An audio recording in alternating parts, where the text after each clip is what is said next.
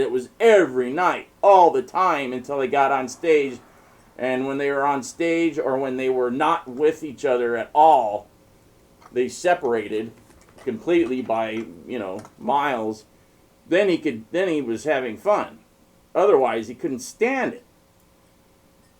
So anyways, I tell Kevin, this is going to work out, I think. I go, just let the album come out and see what happens. I think you're going to do good. And he goes, thank you.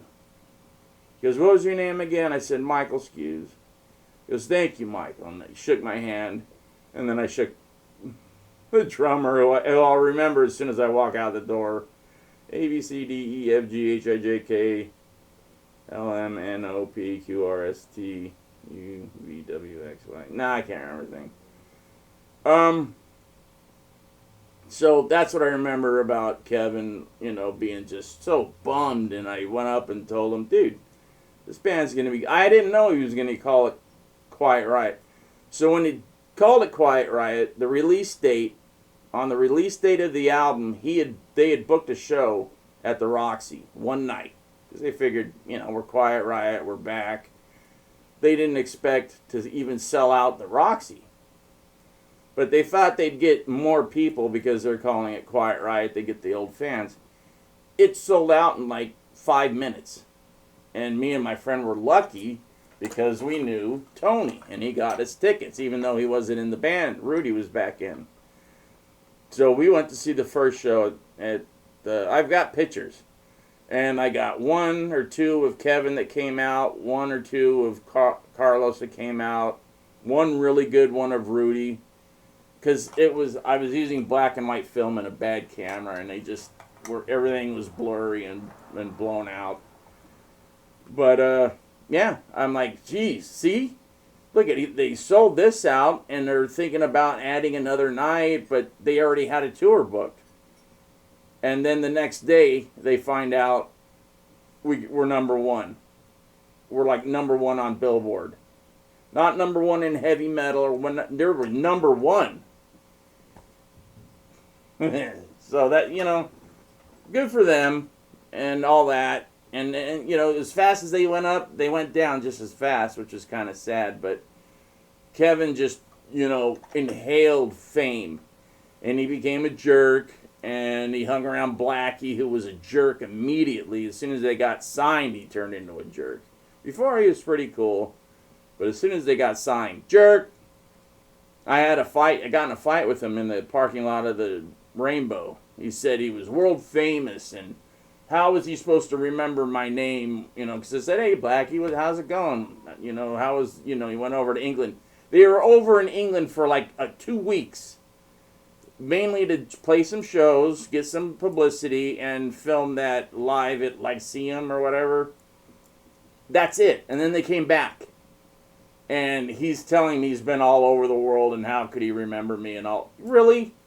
I was down there almost every time you were rehearsing, doing beer runs for Chris and Randy and Tony, the drummer for Wasp. They'd be a break. We'd all jump in my mom's, I was driving my mom's station wagon. We'd run to the friggin', I'd drop them off at the liquor store. They'd come out with cases. They were drinking on the way out because they wanted to down all the beer, and they'd keep, leave me like a 12-pack, which was enough back then. I was like 18, I think. I don't know. Yeah, because I was dating my first wife, when Wasp was still playing and still just selling out the Troubadour. They never really played anywhere but the Troubadour and Country Club. I don't remember them playing Wasp, playing Whiskey or the Roxy. They might have played the Roxy, but not the Whiskey, I don't think. I don't remember. If they did, I don't remember it. Yeah, so I'm babbling now. So there you go. Just some stuff from an old man that was from in another time. I'm beginning to really feel my age, man. Holy crap.